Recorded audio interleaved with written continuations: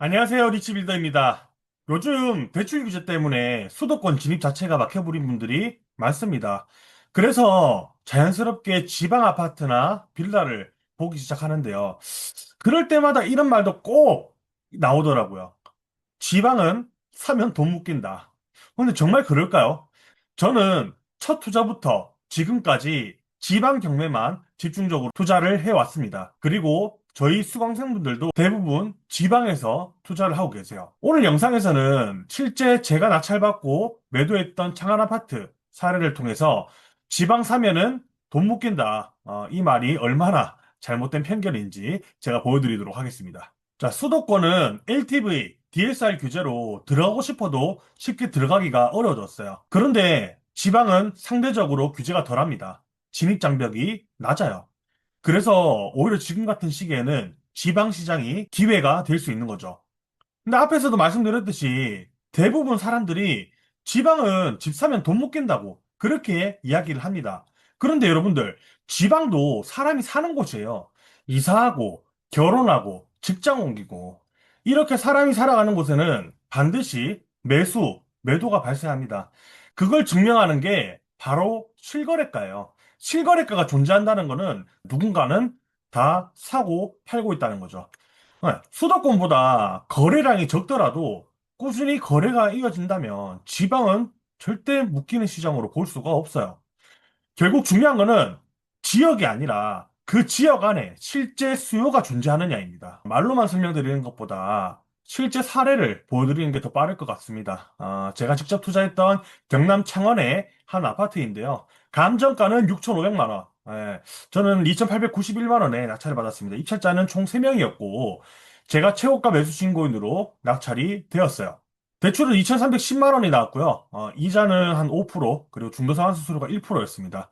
한 달 이자가 9만 6천 원이었어요. 제가 요거를 낙찰받고 매도하면서 지출된 내역들을 보니까 취득세, 저희 부동산 취득하면 취득세 1.1%에서 32만 원이 나갔고요.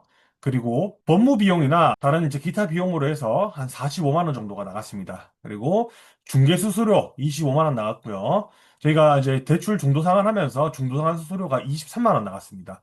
그리고 양도 차익에 대한 세금을 또 내야겠죠? 74만 원 나갔고요.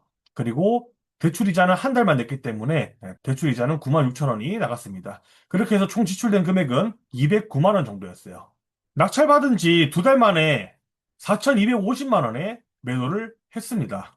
자, 그러면 4,250만 원에서 제가 2,891만 원에 낙찰받았으니까 1,359만 원 정도 차익을 본 거고요. 거기서 지출된 내역 한 209만 원을 제외하면 1,150만 원이 벌린 겁니다. 두 달 만에 1,150만 원을 번 거예요. 낙찰받고 두 달 만에요.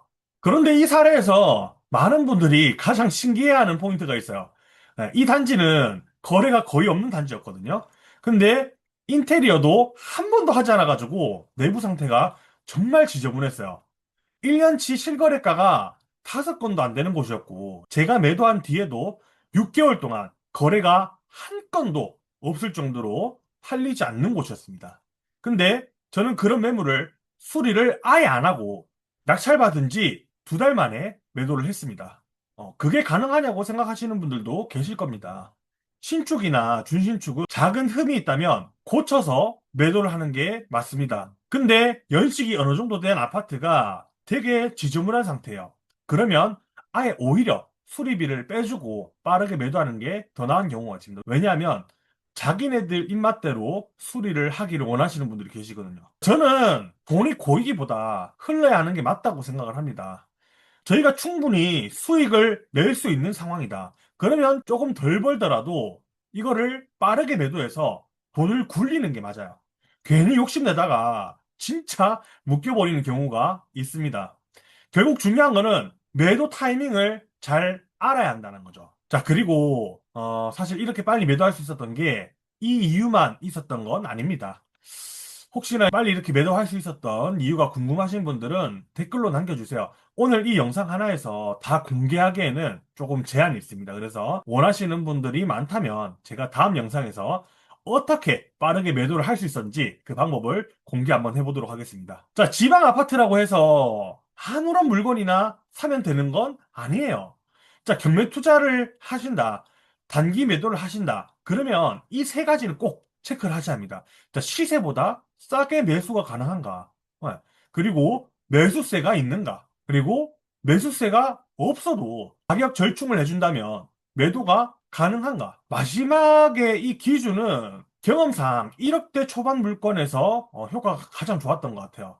저렴한 금액으로 내 집 마련을 원하시는 분들이 굉장히 많거든요. 근데 이런 분들한테 가격 절충을 해준다고 하면은 굉장히 빠르게 매도가 되었습니다. 자, 이 세 가지만 충족이 된다면 여러분들 지방에서도 충분히 매도하시고 수익을 내실 수 있다고 생각을 합니다. 자, 여기까지 지방 부동산을 어떻게 접근해야 하는지 설명을 좀 드려봤어요.